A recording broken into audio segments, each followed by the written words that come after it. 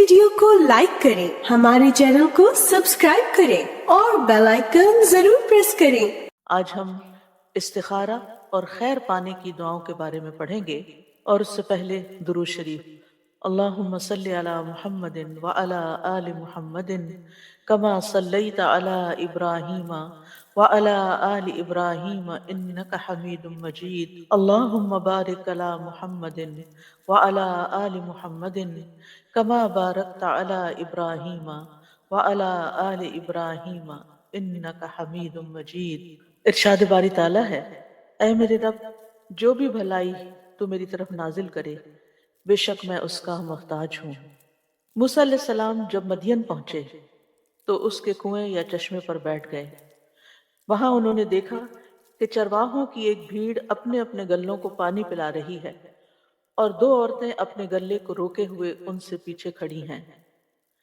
قرآن مجید میں اللہ سبحانہ وتعالیٰ سورۃ القصص میں اس واقعے کو بیان کرتے ہوئے فرماتے ہیں، وَلَمَّا تَوَجَّهَ تِلْقَاءَ مَدْيَنَ قَالَ عَسَى رَبِّي أَن يَهْدِيَنِي سَوَاءَ السَّبِيلِ وَلَمَّا وَرَدَ مَاءَ مَدْيَنَ وَجَدَ عَلَيْهِ أُمَّةً مِّنَ النَّاسِ يَسْقُونَ وَوَجَدَ مِن دُونِهِمُ امْرَأَتَيْنِ تَذُودَانِ قَالَ مَا خَطْبُكُمَا قَالَتَا لَا نَسْقِي حَتَّى يُصْدِرَ الرِّعَاءُ وَأَبُونَا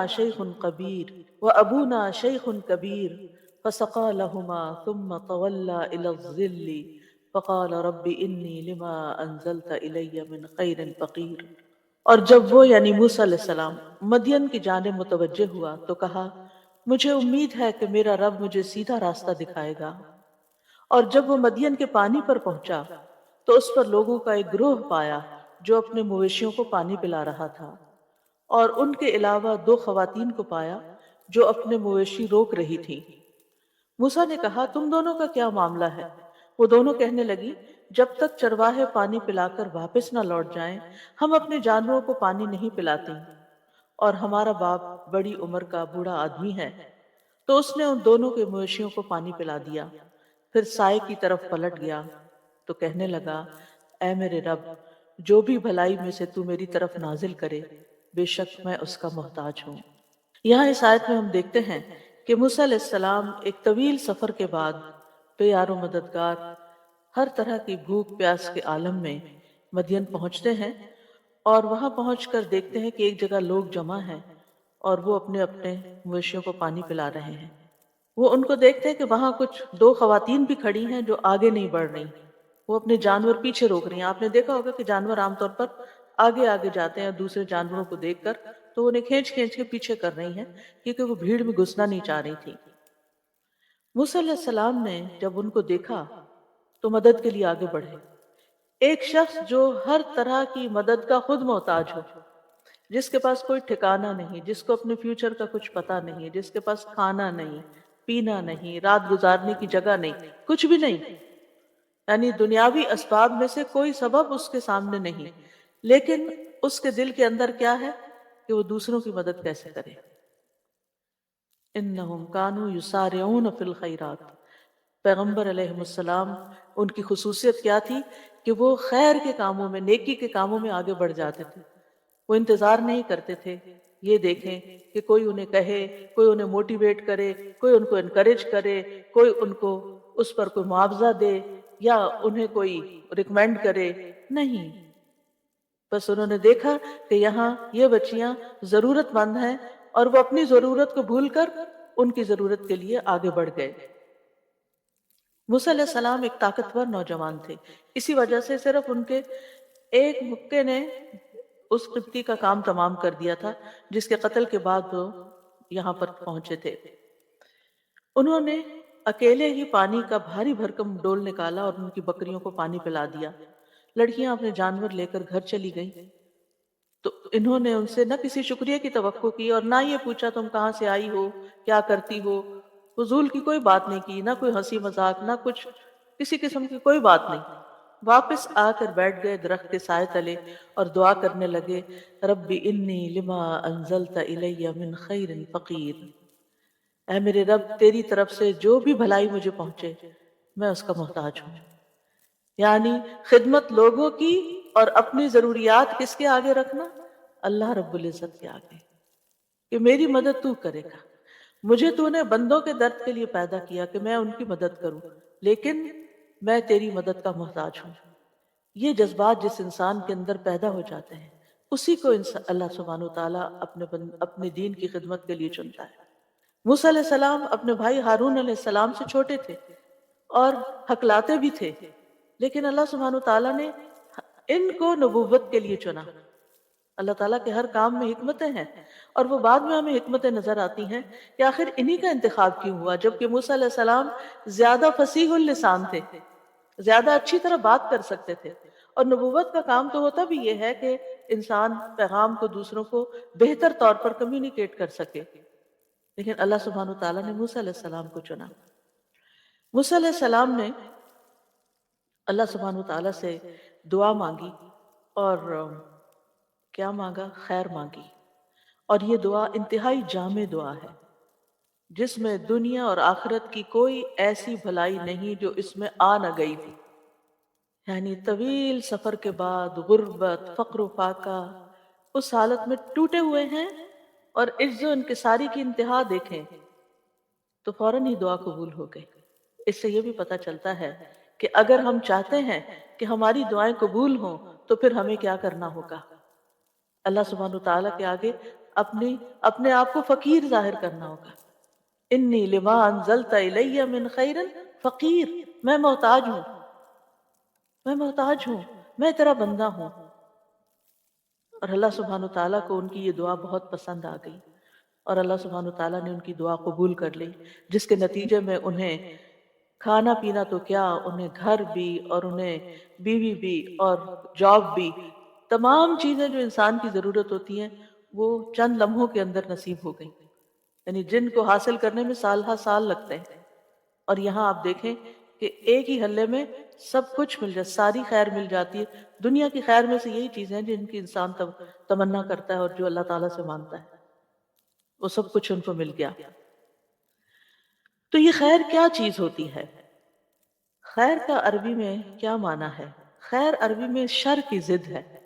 خیر وہ ہے جو انسان کو مرغوب ہوتی ہے، جس میں انسان رغبت رکھتا ہے، جس میں مثلا انسان کی عقل، انسان کے اوپر طرح طرح کے فضل، انسان کی ضروریات کی جتنی بھی چیزیں ہیں جن سے انسان کو اطمینان حاصل ہوتا ہے، وہ ساری اس کے لیے خیر ہی خیر ہیں۔ خیر دو قسم کی ہوتی ہے، ایک خیر مطلق جو ہر حال میں اور ہر ایک کے نزدیک پسندیدہ ہے، یونیورسل خیر، اور اس میں سے خاص طور پر جنت کا ملنا خیر ہے، اور جہنم میں جانا شر ہے۔ تو جنت کا مل جانا، کوئی انسان ایسا نہیں جس کو جنت کی خبر ہو اور وہ جنت میں نہ جانا چاہے، اور جس کو جہنم کا پتہ چل جائے کہ وہ کیسی بلا ہے اور وہ جہنم سے بچنا نہ چاہے۔ تو جنت میں جانا اور جہنم سے بچ جانا بھی خیر ہے، آگ سے بچنا بھی خیر ہے۔ دوسری قسم کی خیر اور شر مقید ہے، یعنی وہ چیز جو ایک کے حق میں خیر ہے اور دوسرے کے لیے وہی چیز شر ہے۔ مثلا دولت، بعض اوقات یہ ایک شخص کے حق میں خیر و بلائی کا باعث بنتی ہے، وہ اسے خیر کے کاموں میں خرچ کرتا رہتا ہے اور اس سے اس کے درجات بلند ہوتے رہتے ہیں اور اس کی مشکلات آسان ہوتی رہتی ہیں، اور دوسرے کے حق میں وہی خیر جو دولت کی شکل میں، کہ قرآن مجید میں دولت کو بھی ان الانسان لحب الخیر لشدید، تو انسان خیر یعنی مال کی محبت میں بڑا شدید ہے، تو یہی مال کسی دوسرے انسان کے حق میں بڑا ہی شر کا باعث ہے، کیونکہ وہ اسے شر کے راستوں میں خرچ کرے گا اور اس سے اس کے اللہ سبحانہ وتعالیٰ کے نزدیک درجات اور نیچے گر جائیں گے، حتیٰ کہ سزا کا مستحق ہو جائے گا۔ انسان اپنی فطرت کے لحاظ سے خیر کو پسند کرتا ہے، وَإِنَّهُ لِحُبِّ الْخَيْرِ لَشَدِيدٌ، اور صرف پسند نہیں کرتا بلکہ حب شدید کا شکار ہوتا ہے، یعنی بہت زیادہ پسند کرتا ہے۔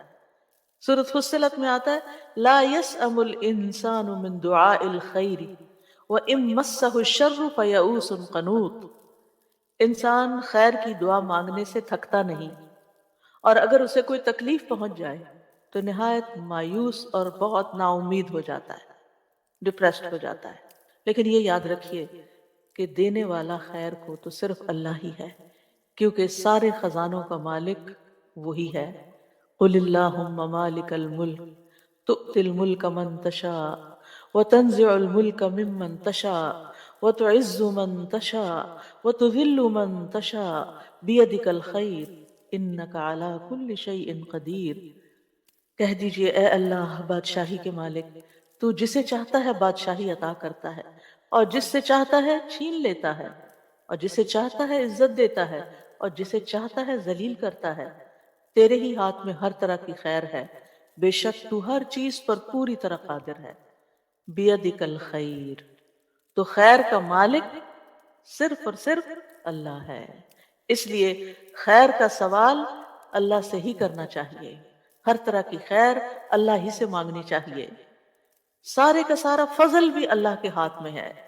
قل ان الفضل بید اللہ یؤتیہ من یشاء واللہ واسع علیم۔ کہہ دیجئے بے شک فضل اللہ ہی کے ہاتھ میں ہے، وہ جسے چاہتا ہے عطا کرتا ہے، اور اللہ وسعت والا خوب علم والا ہے، یعنی اس کو پتا ہے کہ کس کو کیا چیز دینی چاہیے۔ اس کے پاس تو فضل کی کوئی انتہائی نہیں، خیر کی انتہائی نہیں، لیکن فیصلہ وہ کرتا ہے کہ کس کو کیا دینا ہے، کتنا دینا ہے، کب دینا ہے، اور کس سے کیا روک لینا ہے۔ تو اصل خیر دنیا میں نہیں ہے، اصل خیر آخرت میں ہے، اور وہ جنت کی شکل میں ہے۔ دنیا میں تو صرف جھلکیاں ہیں، چند تھوڑے بہت آرام کی چیزیں، انسان کی پسندیدہ چیزیں۔ ابن عباس کہتے ہیں رسول اللہ صلی اللہ علیہ وسلم نے عرفات میں خطبہ دیا، پھر جب آپ نے کہا لبیک اللہم لبیک، تو اس کے بعد فرمایا انما الخیر خیر الاخرہ، بے شک خیر تو صرف آخرت کی خیر ہے، یعنی اصل خیر تو آخرت کی خیر ہے، اور وہ ہے جنت کا ملنا اور جہنم سے بچ جانا۔ کیونکہ وَمَنْ زُحْزِحَ عَنِ النَّارِ وَأُدْخِلَ الْجَنَّةَ فَقَدْ فَازَ، جو آگ سے بچا لیا گیا اور جنت میں داخل کر دیا گیا وہ کامیاب ہو گیا، یقیناً وہ کامیاب ہو گیا۔ تو اس خیر کو حاصل کرنے کے لیے کچھ اسباب ہیں، ان کا اختیار کرنا بھی ضروری ہے۔ یعنی اللہ سبحانہ تعالیٰ کے ہاں جو خیر ہے اس کو پانے کے لیے کچھ کام کرنے ہوں گے، اس کی کچھ شرائط ہیں۔ ان میں سب سے پہلے ایمان اور تقوی، ایمان اور تقوی اختیار کرنا۔ اللہ تعالیٰ کا فرمان ہے، وعدہ ہے وَلَوْ أَنَّ أَهْلَ الْقُرَىٰ آمَنُوا وَاتَّقَوْا لَفَتَحْنَا عَلَيْهِمْ بَرَكَاتٍ مِّنَ السَّمَاءِ وَالْأَرْضِ وَلَٰكِنْ كَذَّبُوا فَأَخَذْنَاهُمْ بِمَا كَانُوا يَكْسِبُونَ۔ اور اگر واقعی بستیوں والے ایمان لے آتے اور بچ کر چلتے، تقوی اختیار کرتے، تو ہم ضرور ان پر آسمان اور زمین سے بہت سی برکتوں کے دروازے کھول دیتے، ہم ان پہ برکتیں عام کر دیتے، لیکن انہوں نے ہی جھٹلا دیا، تو ہم نے انہیں اس کی وجہ سے پکڑ لیا جو وہ کمایا کرتے تھے۔ تو جب کسی انسان کے اندر، جب کسی لیڈر کے اندر حقیقی معنوں میں ایمان اور تقوی ہوتا ہے تو پھر ہو نہیں سکتا کہ اس کی قوم خیر نہ پائے اور ان کے لیے خیر کے دروازے نہ کھلیں۔ لیکن جب کسی قوم سے یہ مفقود ہو جاتا ہے، وہاں ظلم عام ہو جاتا ہے، بے حیائی عام ہو جاتی ہے، اور اسی طرح کی اور بہت سی برائیاں عام ہو جاتی ہیں، تو پھر خیر ان سے روک لی جاتی۔ خیر تقوی کے ساتھ ہے، خیر عدل و انصاف کے ساتھ ہے۔ امام ابن تیمیہ نے کہا تھا کہ عدل و انصاف کے ساتھ ایک نان مسلم حکومت جو ہے وہ بھی کامیاب ہو سکتی ہے، اور ظلم کے ساتھ مسلمانوں کی حکومت بھی قائم نہیں رہتی۔ دوسری چیز ہے فرائض کی ادائیگی کرنا۔ جب انسان اپنے فرائض پورے کرتا ہے جو عبادات کی شکل میں ہے، یا جس عہدے پر وہ ہے اس کے جو فرائض اور تقاضے ہیں ان کو پورا کرتا ہے، تو اس کے نتیجے میں بھی اس کے لیے اللہ تعالیٰ کی طرف سے بھلائی آتی ہے۔ سورۃ نور میں آتا ہے رجال لا تلہیہم تجارۃ ولا بیع عن ذکر اللہ واقام الصلاۃ وایتاء الزکاۃ یخافون یوما تتقلب فیہ القلوب والابصار لیجزیہم اللہ احسن ما عملوا ویزیدہم من فضلہ واللہ یرزق من یشاء بغیر حساب۔ وہ مرد جنہیں اللہ کے ذکر سے اور نماز قائم کرنے اور زکوٰۃ دینے سے نہ کوئی تجارت غافل کرتی ہے اور نہ کوئی خرید و فروخت، وہ اس دن سے ڈرتے ہیں جس میں دل اور آنکھیں الٹ جائیں گی، تاکہ اللہ انہیں اس کا بہترین بدلہ دے جو انہوں نے کیا، اور انہیں اپنے فضل سے زیادہ دے۔ یعنی جب کوئی شخص، خاص طور پر مردوں کی بات ہو رہی ہے یہاں پر، کیونکہ جب وہ اپنے جاب پر یا بزنس پر ہوتے ہیں تو پھر ان کو یہ ہوتا ہے کہ اور کما لیں اور کما لیں اور کما، نمازوں میں بھی دیر اور اپنے فرائض میں بھی دیر. تو یہاں پر شرط لگا دی گئی، اللہ کا ذکر اس میں غفلت نہیں، نماز قائم کرنے میں اور زکوٰۃ دینے میں. نہ کوئی تجارت روکتی ہے نہ کوئی خرید و فروخت، کوئی شغل کوئی بزنس ان کو اس سے دور نہیں کرتا. تو پھر اللہ سبحانہ وتعالیٰ صرف ان کے اچھے اعمال کا بدلہ ہی نہیں دیتا بلکہ وَيَزِيدُهُم مِّن فَضْلِهِ، اپنے فضل سے زیادہ بھی دیتا ہے. وَاللَّهُ يَرْزُقُ مَن يَشَاءُ بِغَيْرِ حساب، اور اللہ جس کو چاہتا ہے بے حساب رزق عطا کرتا ہے. یعنی بعض اوقات اللہ سبحانہ وتعالیٰ آزمائش کے طور پر کسی نافرمان کو بھی کھلی چھوٹ دے دیتا ہے وقتی طور پر، پھر اس کی رسی کھینچ لیتا ہے. تیسری چیز ہے اللہ تعالیٰ کی اطاعت کرنا. عبداللہ بن مسعود سے روایت ہے، وہ کہتے ہیں کہ رسول اللہ صلی اللہ علیہ وسلم نے فرمایا، جو چیز تمہیں جنت کے قریب کر سکتی ہے میں نے تمہیں اس کا حکم دے دیا، اور جو چیز تمہیں جہنم کے قریب کر سکتی ہے میں نے تمہیں اس سے منع کر دیا. روح القدس یعنی جبریل نے میرے دل میں یہ بات ڈالی ہے کہ کوئی جان اپنے رزق کی تکمیل کے بغیر نہیں مرتی، یعنی جب تک اس کا رزق پورا نہیں ہوتا وہ نہیں مرتا انسان. بس تم اللہ تعالیٰ سے ڈرو اور رزق کی تلاش میں میانہ روی اختیار کرو. کہیں ایسا نہ ہو کہ رزق کا مؤخر ہونا، ڈیلے ہونا تمہیں اس بات پر اکسا دے کہ تم اللہ تعالیٰ کی نافرمانیاں کر کے، یعنی حرام طریقے اختیار کر کے اس کی تلاش میں پڑ جاؤ کہ حلال سے تو کوئی چیز نہیں مل رہی تو حرام سے ہی لو. یاد رکھو جو کچھ اللہ تعالیٰ کے پاس ہے اسے اللہ تعالیٰ کی اطاعت سے ہی حاصل کیا جا سکتا ہے، لہٰذا انسان اللہ تعالیٰ کی اطاعت سے کبھی بھی منہ نہ موڑے. پھر اسی طرح نرمی اختیار کرنا خیر لانے کا باعث ہوتا ہے. ابو درداء کہتے ہیں نبی صلی اللہ علیہ وسلم نے فرمایا، جس شخص کو نرمی میں سے حصہ مل گیا اسے اس کی بھلائی کا حصہ بھی مل گیا، اور جو شخص خیر کے حصے سے محروم رہا، یعنی خیر کے اس حصے سے وہ بھلائی سے بھی محروم رہا. پھر خیر کے دروازے کون سے ہیں؟ نبی صلی اللہ علیہ وسلم نے فرمایا، کیا میں تمہیں خیر کے دروازے نہ بتاؤں؟ روزہ ڈھال ہے، صدقہ گناہوں کو ایسے بجھا دیتا ہے جس طرح پانی آگ کو بجھا دیتا ہے. تو روزہ بھی خیر کے دروازے، نیکی اور بھلائی کے راستے آسان کرتا ہے، اور پھر اس کے الٹیمیٹلی اس کے نتیجے میں اللہ سبحانہ وتعالیٰ کی طرف سے خیر ملتی. رمضان کے روزے تو خیر ہم پر فرض ہیں، لیکن عام دنوں میں اگر آپ کوئی اپنا کوئی حاجت ہے، کوئی مطلب ہے، کوئی ضرورت ہے اللہ تعالیٰ سے، کوئی دعا ہے جو آپ چاہتے ہیں قبول ہو جائے، تو اس کے لیے روزہ رکھیں. اور روزہ رکھ کے، کیونکہ روزہ دار کی دعا قبول ہوتی ہے، خاص طور پر افطار کے وقت کی. اور امید ہے کہ آپ افطار کے وقت بیٹھ کر دعا کرنے کا اہتمام کرتے ہوں گے اپنے گھر والوں کے ساتھ، کیونکہ وہ یعنی کہ مزدوری کا وقت، مزدوری کی یعنی اجرت کا وقت آ گیا، اور اس وقت اگر انسان ادھر ادھر غافل ہو جائے تو محرومی کی بات ہوتی ہے. اور پھر دوسرا یہ کہ صدقہ بلاؤں کو ٹالتا ہے، صدقہ مصیبت کو دور کرتا ہے.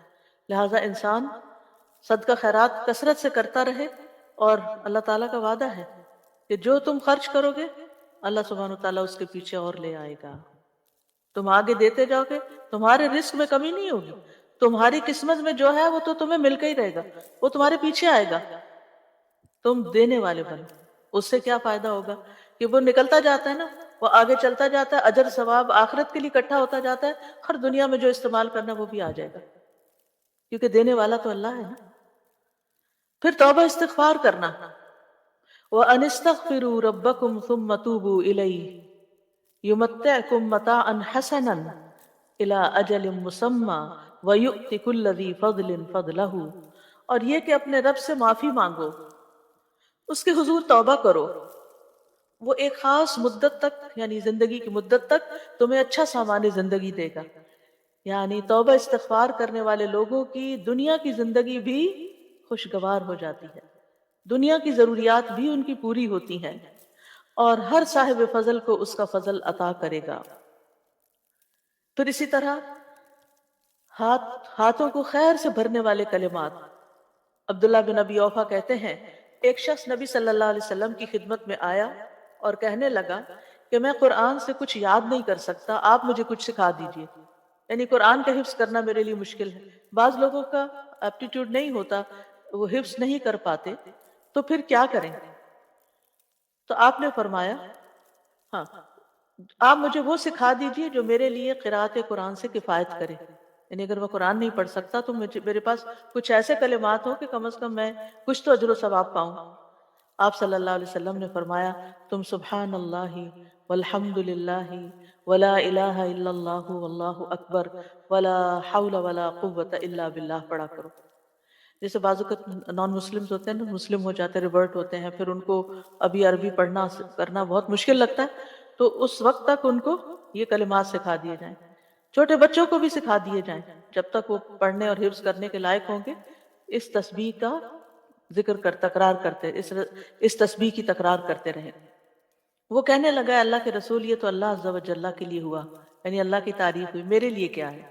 آپ نے فرمایا کہا کرو اللہم ارحمنی ورزقنی وعافنی واہدنی، اے اللہ مجھ پر رحم فرما، مجھے رزق عطا فرما، مجھے عافیت دے، مجھے ہدایت دے۔ بس جب وہ کھڑا ہوا تو اپنے ہاتھوں سے ایسے اشارہ کیا تو رسول اللہ صلی اللہ، یعنی اس نے ہاتھ اٹھائے ہوں گے نا، تو رسول اللہ صلی اللہ علیہ وسلم نے فرمایا رہا یہ شخص تو اس نے اپنے ہاتھ خیر سے بھر لیے ہیں، یعنی اللہ کے آگے ہاتھ پھیلایا تھا، یہ چیزیں مانگی تھی، اللہ نے دے دی اس کو۔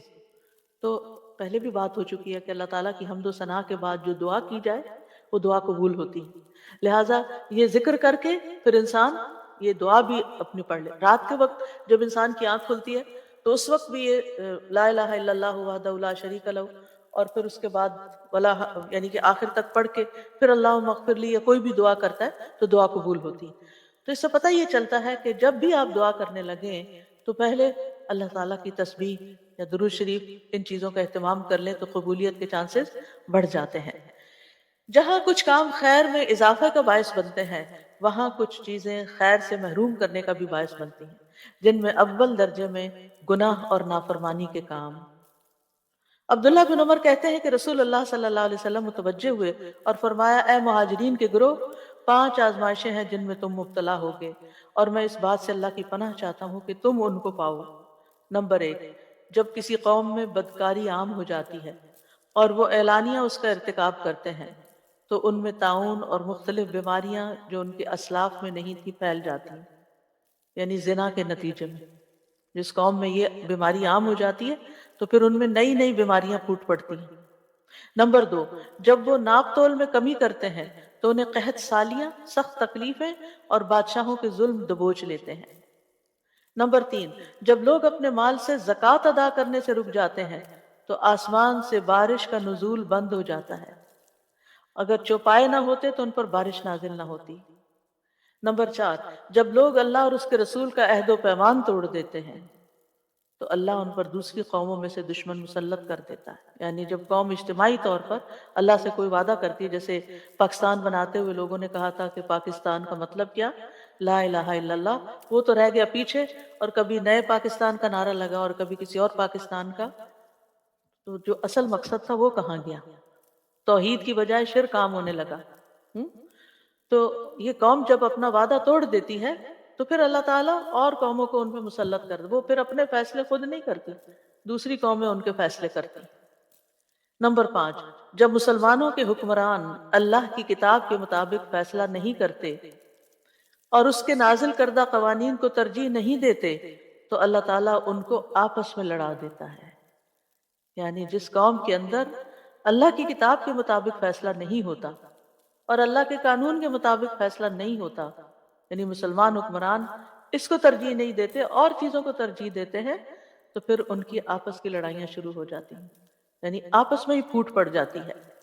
تو اس لیے ان برائیوں اور ان گناہوں سے بھی بچنا چاہیے جن کے اثرات دنیا میں بھی انسان پر آتے ہیں اور انسان سفر کرتے ہیں۔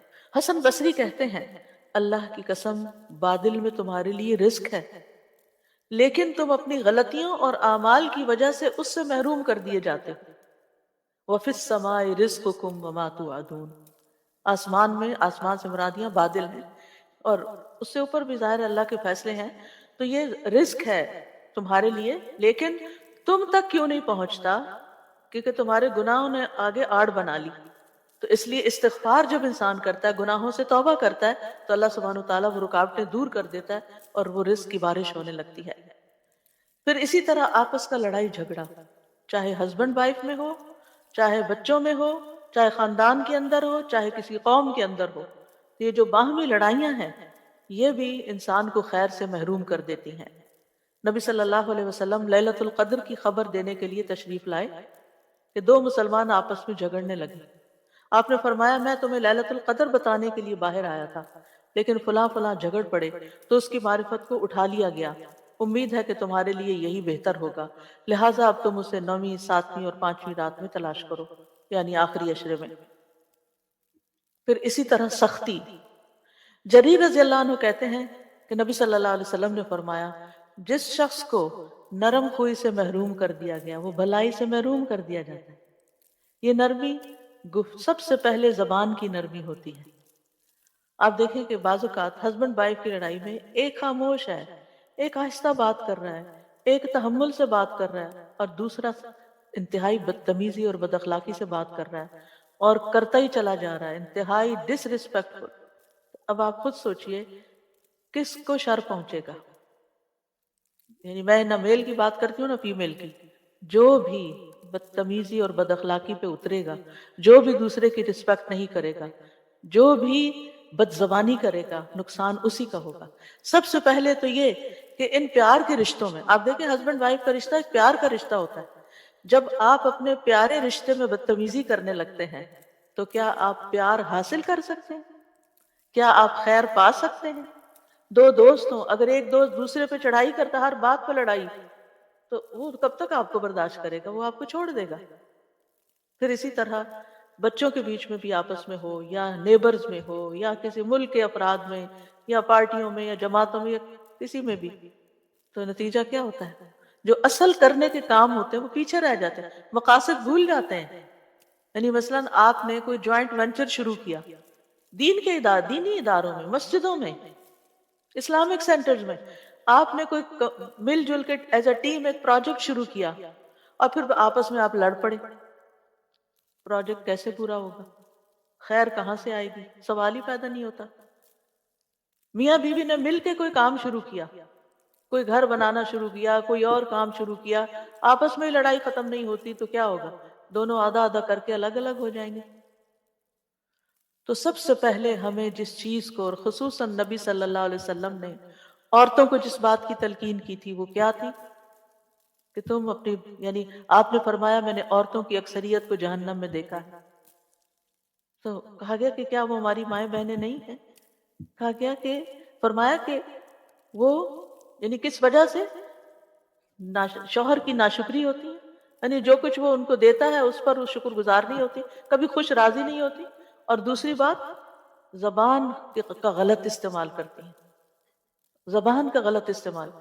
اور اگر دیکھا جائے تو اوور آل ہم خواتین ایک تو بولتی زیادہ ہیں، اور جو بولتا زیادہ ہے وہ غلطی بھی زیادہ کرتا ہے، اور پھر اس بولنے میں ہم بعض اوقات حد کراس کر جاتے ہیں، چاہے بچوں کے ساتھ ہم بول رہے ہوں، چاہے ہسبینڈ کے ساتھ، چاہے کسی اور کے ساتھ. تو یہ ہمارا ٹیسٹ ہے، یعنی ہم خواتین کا ایک امتحان ہے کہ ہم اپنی زبان کو کنٹرول میں رکھیں. اور میں نے دیکھا ہے کہ جو خواتین سمجھدار ہوتی ہیں اور حکمت ہوتی ہیں وہ مشکل سے مشکل وقت میں، کل ہی مجھے کوئی بتا رہا تھا کہ ان کی والدہ بہت پڑھی لکھی تو نہیں تھی لیکن شدید غصے والی بھی تھی. جو ہی ان کو کوئی غصہ آتا تو ان کی آنکھیں بھی بعض اوقات لال ہو جاتی تھی، لیکن وہ ایک لفظ زبان سے نہیں نکالتی تھی، وہ الگ ہو جاتی اور جا کے نماز شروع کر دیتی. وَاسْتَعِينُوا بِالصَّبْرِ وَالصَّلَاةِ، اللہ سے مدد مانگنا مشکل ترین حالات میں، کیونکہ آپ جتنا بولتے جاتے ہیں نا اتنا اپنی عزت کو لوز کرتے جاتے ہیں، اپنے مقام سے یوں سمجھے کہ نیچے کو گرنا شروع ہو گئے، انسانوں کی نگاہ میں بھی اور اللہ کی نگاہ میں بھی. تو حاصل کچھ بھی نہ ہو، ہر خیر سے آپ محروم ہو گئے، جو خیر آپ کو ملنی تھی وہ آپ سے چھنتی چلی گئی. تو اس لیے نبی صلی اللہ علیہ وسلم نے فرمایا من یحرم الرفق یحرم الخیر، جو نرم خوئی سے، نرم کلام سے، نرم رویے سے، نرم معاملے سے محروم ہوا، ہر خیر سے محروم ہو گیا. پھر کیا پایا؟ اور پھر ناشکرا پن نعمتوں کو ختم کر دیتا ہے، قدر نہ کرنا دوسروں کی. اللہ تعالیٰ سورۃ النحل میں فرماتے ہیں اور اللہ نے ایک بستی کی مثال بیان کی جو امن والی، اطمینان والی تھی، یعنی اس کے اندر بڑی خیر تھی، پرسکون تھے وہ لوگ.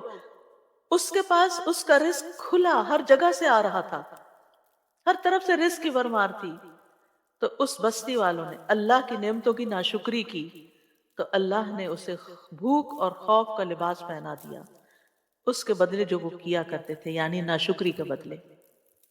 یعنی کہاں یہ کہ ہر طرف سے رزق آتا، قوم سبا کی مثال آپ کے سامنے، ان کے پاس ہر طرح کی نعمتیں تھی لیکن ناشکری کی تو سب کچھ چھن گیا، کھنڈر ہو گئے ان کے گھر بار، اور ان کے لوگ دنیا بھر میں تتر بتر ہو گئے۔ اور اب محاورے کے طور پہ بولتے تھے کہ ایسے تتر بتر ہوئے جیسے قوم سبا ہوئی تھی، یعنی کسی خاندان کے اندر کوئی اختلاف فساد ہوتا تو اس کی وجہ سے وہ یہ مثال دیا کرتے تھے، ضرب المثل بن گئے۔ تو اس لیے ان چیزوں سے بچنے کی بھی ضرورت ہے جو انسان کو خیر اور بھلائی سے محروم کر دیتی ہیں۔ اب یہ ہے کہ انسان اللہ سبحانہ تعالیٰ سے خیر مانگتا رہے۔ اس خیر میں ایک تو عام خیر مانگے، اس کی میں آگے وضاحت کروں گی، اور ایک ہے خاص طور پر کسی اہم معاملے میں اللہ تعالیٰ سے خیر مانگنا، جس کو استخارہ کہا جاتا ہے۔ استخارہ کا مطلب ہوتا ہے کسی چیز میں سے، یعنی دو تین آپشنز ہیں آپ کے پاس، یا زیادہ یا کم، اس میں سے بہتر چیز کا انتخاب کرنا، اس کو طلب کرنا۔ یعنی مثلاً آپ کے بچے کے دو تین پروپوزل آئے ہوئے ہیں، تو آپ کو سمجھ نہیں آتی کہ کس کو ہاں کریں کس کو نہیں کریں، تو آپ استخارہ کرتے ہیں۔ آپ کے پاس دو تین جاب اپرچونٹیز ہیں، کون سی جاب لیں؟ استخارہ کرتے ہیں۔ یعنی بعض اوقات انسان متزلزل ہوتا ہے نا، یہ بہتر ہے یا وہ بہتر ہے، اب آپ کو نہیں سمجھ آ رہی، تو آپ کہتے ہیں اللہ تعالیٰ جو بہتر ہے وہ مجھے عطا کر دے۔ استخارہ پیورلی خیر کی دعا مانگنا ہے، دیٹس اٹ۔ نہ یہ غیب کی خبر دیتا ہے آپ کو، اور نہ ہی اس میں کوئی خواب آنا شرط ہے، اور نہ ہی کہیں سے کوئی ہنٹ ملنا شرط ہے۔ یہ سمپلی خیر کی دعا کرنا ہے کہ اللہ اس میں سے خیر عطا کر دے، مجھے جو خیر والی چیز ہے وہ مجھے دے دے۔ کہا جاتا ہے استخر اللہ یخر لک، اللہ سے استخارہ کرو وہ تمہارے لیے بہتر کا انتخاب کر دے گا۔ یعنی تم سے خود انتخاب نہیں ہو رہا، تم فیصلہ نہیں کر پا رہے، کیونکہ بعض اوقات جو اہم معاملے ہوتے ہیں جیسے بزنس ہے، شادی ہے، ٹریولنگ ہے، تو انسان فیصلہ نہیں بعض اوقات کر پاتا، کیونکہ ڈبل مائنڈڈ ہوتا ہے، کوئی کچھ چیزیں اس کو روک رہی ہوتی ہیں، کچھ چیزیں اس کو موٹیویٹ کر رہی ہوتی ہیں، تو پھر ایسے میں وہ اللہ سبحانہ تعالیٰ سے دعا کرتا ہے کہ اللہ آپ میرے لیے خیر کا رستہ نکال دیں، تو اللہ تعالیٰ اس کو خیر عطا کر دیتا ہے۔ اور اس میں خاص طور پر پھر نماز پڑھ کے اللہ سے مدد لی جاتی ہے، اور دعا کے ساتھ کہ جو کام بہتر اور اولا ہے اس کی طرف پھیر دیا جائے، تو اس کو طلب کرنا یہ استخارہ کہلاتا ہے۔ علماء امت کا اجماع ہے کہ نماز استخارہ سنت نماز ہے، یعنی یہ نبی صلی اللہ علیہ وسلم کی سنت ہے، اور اس میں حکمت یہ ہے کہ اللہ سبحانہ تعالیٰ سے مدد مانگی جائے، اس کے حکم کے سامنے سر تسلیم خم کیا جائے، اور اپنی طاقت، وسائل اور قدرت پر بھروسہ اور انحصار کرنے کی بجائے اللہ سبحانہ تعالیٰ سے التجا کی جائے کہ وہ دنیا اور آخرت کی خیر کو جمع کر دے۔ تو اس لیے جب بھی کسی چیز کی ضرورت ہو، یعنی کسی فیصلے کی خاص طور پر ضرورت ہو، تو پھر اس سے بہتر کوئی چیز نہیں کہ انسان دو رکعت نماز پڑھے اور پھر دعا پڑھ کر اللہ تعالیٰ سے خیر مانگے، اور دعا سے پہلے اس میں اللہ تعالیٰ کی تعظیم اور حمد و ثنا کرے، اور پھر زبان سے اپنی محتاجگی کا اظہار کرے، اور اللہ سبحانہ تعالیٰ کے فیصلے کا انتظار کرے، اور اس کو بہتر فیصلے کو طلب کرے۔ حقیقت یہ ہے کہ اللہ کے سوا کوئی غیب کو نہیں جانتا کہ بندے کے لیے خیر کیا اور شر کیا ہے، کیونکہ خالق تقدیر بھی وہی ہے، اسی نے تقدیر ہماری مقرر کی ہے۔ تو مومن کو چاہیے کہ چھوٹے بڑے معاملات میں فائنل فیصلہ نہ کیا کرے جب تک کہ وہ اللہ تعالیٰ سے مشورہ نہ کر لے، اللہ سے خیر نہ مانگ لے، اور سنت کی پیروی نہ کر لے۔ اوورآل بھی انسان اللہ کا محتاج ہی ہے۔ یا ایھا الناس انتم الفقراء الی اللہ واللہ هو الغنی الحمید، اے لوگو تم ہی اللہ کی طرف محتاج ہو، تمہیں ضرورت ہے، اللہ کو نہیں تمہاری ضرورت کہ تم نماز پڑھو گے تو اللہ تعالیٰ کو کوئی فائدہ ہوگا، نہیں، تم اللہ کی طرف محتاج ہو، اور اللہ ہی سب سے بے پرواہ اور تمام تعریفوں کے لائق ہے۔ انسان خیر اور شر کے بارے میں کوئی علم نہیں رکھتا، بعض اوقات وہ ایک چیز کو اپنے لیے خیر سمجھ رہا ہوتا ہے اور وہی اس کے لیے کیا ہوتی ہے؟ شر ہوتی ہے، اور بعض اوقات کسی چیز کو وہ اپنے لیے برا سمجھتا ہے اور وہی اس کے لیے خیر ہوتا ہے۔ وَعَسَىٰ أَن تَكْرَهُوا شَيْئًا وَهُوَ خَيْرٌ لَكُمْ وَعَسَىٰ أَن تُحِبُّوا شَيْئًا وَهُوَ شَرٌّ لَكُمْ وَاللَّهُ يَعْلَمُ وَأَنْتُمْ لَا تَعْلَمُونَ۔ اور ہو سکتا ہے تم ایک چیز کو ناپسند کرو اور وہ تمہارے لیے بہتر ہو، اور ہو سکتا ہے تم ایک چیز کو پسند کرو اور وہ تمہارے لیے بری ہو، اور اللہ جانتا ہے تم نہیں جانتے۔ تو یاد رکھیں جب انسان اللہ سے دعا کر لیتا ہے نا، پھر اس کے بعد جو بھی نتیجہ سامنے آتا ہے تو انسان اس کے بارے میں مطمئن ہو جاتا ہے، اور وہ یہ یقین رکھتا ہے کہ میرے بارے میں اللہ کا ہر فیصلہ خیر کا فیصلہ ہے، ہر فیصلہ خیر کا فیصلہ ہے۔ حضرت انس رضی اللہ عنہ کہتے ہیں میں نے نبی صلی اللہ علیہ وسلم کو فرماتے ہوئے سنا کہ مجھے تو مومن پہ تعجب ہوتا ہے کہ بے شک اللہ اس کے لیے جو فیصلہ بھی فرماتا ہے وہ وہی اس کے حق میں بہتر ہوتا ہے۔ یعنی اس نے اللہ سے فیصلہ طلب کیا، اللہ سے مدد مانگی، اللہ نے اس کے ایک راہ دکھا دی، وہی اس کے لیے خیر ہے، چاہے بظاہر اس میں کچھ تکلیفیں بھی آ رہی ہیں۔ کیونکہ بعض لوگ یہ کہتے ہیں نا کہ ہم نے تو استخارہ بھی کیا تو پھر یہ کیوں ہو گیا؟ بھئی اس میں بھی کوئی حکمت تھی، تم اس کو عسیٰ ان تکرہوا شیئا ویجعل اللہ فیہ خیرا کثیرا، ہو سکتا ہے ایک چیز کو تم ناپسند کرو کہ یہ کیا چیز میرے پلے پڑ گئی ہے، یہ بزنس تو مجھے نہیں چاہیے تھا، یہ جاب نہیں چاہیے تھی، کاش میں وہ فلاں کو ہاں کر دیتا، وہاں بہتری تھی۔ نہیں، جو بھی اللہ نے تمہارے لیے فیصلہ کیا اب اس پہ راضی ہو جاؤ اور اس میں خیر کی انتظار کرو۔ نبی صلی اللہ علیہ وسلم استخارے کی دعا قرآن مجید کی سورت کی طرح سکھایا کرتے تھے صحابہ کو۔ جابر کہتے ہیں آپ ہمیں تمام معاملات میں استخارہ کرنے کی اسی طرح تعلیم دیتے جس طرح ہمیں قرآن کی کوئی سورت سکھاتے تھے۔ تو قرآن کی سورت کس طرح سکھاتے تھے کہ اس میں کوئی غلطی نہ ہو اور پوری مکمل طور پر پڑھی جائے۔ تو صحابہ کی بھی پھر کیا عادت ہوئی، وہ ہر معاملے میں اللہ تعالیٰ سے مشورہ کرتے تھے۔ سبحان اللہ، خاص طور پر آپ دیکھیے حضرت زینب کا معاملہ، حضرت زینب کے نکاح کی بات مجھے بہت زیادہ حیران کرتی ہے۔ حضرت انس کہتے ہیں جب حضرت زینب کی طلاق کی عدت ختم ہوئی جو حضرت زید رضی اللہ عنہ سے تھی، تو رسول اللہ صلی اللہ علیہ وسلم نے حضرت زید ہی سے فرمایا کہ حضرت زینب کو جا کے میری طرف سے نکاح کا پیغام دو۔ آپ سوچیے ہمارے معاشرے میں کبھی ایسا ہو سکتا ہے؟ وہ ہمارے معاشرے میں تو یہ مسئلہ ہے کہ اگر کسی نے طلاق دی اور پتہ چلے کہ اس لڑکی کی شادی کہیں اور ہونے لگی ہے تو پھر تو قیامت ہی آ جائے گی، پھر تو وہ فساد اور طوفان اٹھائیں گے اور کئی طرح کے شر کے دروازے کھول دیں گے کہ اس لڑکی کی شادی اگر ہم نے نہیں رکھا اس کو تو کوئی بھی نہ رکھے۔ عجیب طرح کی نفسیات ہے لوگوں کی، کیونکہ دین سے دور ہیں۔ اگر وہ یہ حدیث پڑھ لیں نا کہ نبی صلی اللہ علیہ وسلم نے حضرت زید ہی کو کہا اور وہ ان کے ایکس ہسبینڈ ہیں، اب طلاق ہو چکی ہے، اور وہی جا کے ان کو پیغام دے رہے ہیں۔ زید رضی اللہ عنہ جاتے ہیں اور کہتے ہیں میں گیا، میں نے کہا اے زینب خوش ہو جاؤ، یعنی مجھ سے تمہاری جان چھوٹی، اب خوش ہو جاؤ کہ اللہ کے رسول صلی اللہ علیہ وسلم نے تمہارے پاس مجھے نکاح کا پیغام دے کے بھیجا ہے۔ حضرت زینب کا جواب دیکھیے، کہنے لگی میں کوئی فیصلہ نہیں کروں گی حتیٰ کہ اپنے رب سے مشورہ کر لوں۔ پیغام کس کی طرف سے تھا؟ اللہ کے نبی کی طرف سے۔ ایک عورت کے لیے اس سے بڑا شرف کیا ہو سکتا ہے کہ وہ کسی نبی کی بیوی ہو، اور اس وقت بھی وہ اس خوشی کے عالم میں اس ایکسائٹمنٹ میں یہ نہیں بھولی کہ لیٹ می ڈو استخارہ فرسٹ، پہلے میں استخارہ کروں۔ اور ہمیں تو کوئی اگر آفر ہو اور کوئی دنیا کے لحاظ سے کسی چیز کا کوئی چارمنگ سی چیز نظر آ رہی ہے اور ہمیں پتہ چلے یہ ہمارے لیے، تو ہم کہتے چلو ڈن کر دو جلدی سے، استخارہ تو نہیں کرتے۔ آپ کو یہ ہوتا ہے نہیں وہ ہاتھ سے نکل جائے گی بس فوراً جلدی کرو، وہ استخارہ بعد میں ہوتا رہے گا، نہیں، پہلے استخارہ، پھر آپ دیکھیے وہ اپنی نماز کی طرف اٹھی، نماز گاہ کی طرف اٹھی، یعنی پیغام آیا اٹھ کے فوراً ہی استخارہ کیا۔ یعنی استخارے میں بھی کوئی بہت سوچ بچار نہیں کرنی چاہیے۔ جب آپ نے کوئی فیصلہ کرنا ہو، کوئی آفر آئی ہے، فوراً اٹھے استخارہ کریں۔ اور ادھر قرآن میں حکم اتر آیا اور اللہ سبحانہ وتعالیٰ نے خود سے ہی آسمانوں پر ان کا نکاح کر دیا، اور رسول اللہ صلی اللہ علیہ وسلم اجازت کے بغیر ان کے پاس داخل ہو گئے۔ اللہ سبحانہ وتعالیٰ نے ان کا استخارہ قبول کر لیا، خیر کی دعا قبول کر لی اور ان کو وہ خیر عطا کر دی۔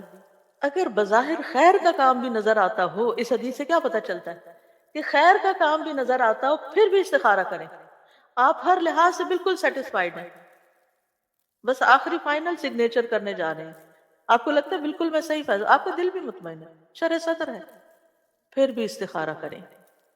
امام نبوی کہتے ہیں اس حدیث سے واضح طور پر پتہ چلتا ہے کہ جو کسی کام کا ارادہ کرے اس کے لیے نماز استخارہ پڑھنا مستحب ہے، خواہ وہ کام بظاہر خیر کا ہی کیوں نہ ہو۔